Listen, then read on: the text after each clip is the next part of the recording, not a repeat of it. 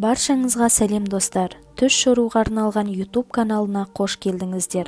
Бүгінгі шығарылым түйеге байланысты болады. Каналымызға тіркеліп, видео ұнаса лайк басып достарыңызбен бөлісуге ұмытпаңыз. Ал ендеше бастайық. Түс шорушы ғалымдар, егер адам түсінде түйе көрсе, сапарға шығатындығының белгісі дейді. Сондай-ақ түсіңізде түйе көрсеңіз, алға қойған мақсаттарыңыздың орындалатындығын білдіреді.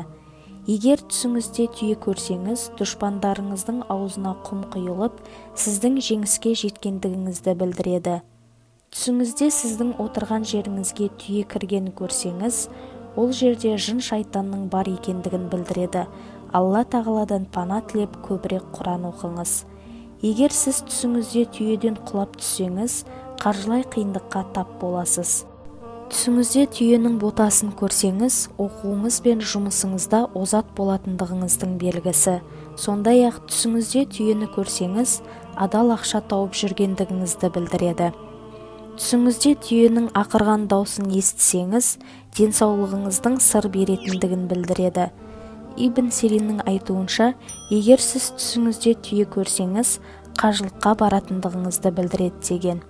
Егер сіз түйені сүйреп жүрсеңіз, тұрмыс құруда көп кедергілер бар екендігін білдіреді. Түсіңізде саумал түйе көрсеңіз, ысырап жасап жүргендігіңізді білдіреді. Ал егер түсіңізде түйенің үстінде кетіп бара жатсаңыз, көп жыл бойы еңбектенген ісіңіздің жемісін көретіндігіңізді білдіреді. Сондай-ақ сіз түйе мініп жүрсеңіз, басыңызда қайғы көп екендігін білдіреді. Сол қайғыдан арылу керек. Егер де түсіңізде артыңыздан түйе қуып жүргенін көрсеңіз, көп ақша табатындығыңызды білдіреді. Түсіңізде түйенің етін көрсеңіз, сіздің жомарт адам екендігіңізді білдіреді.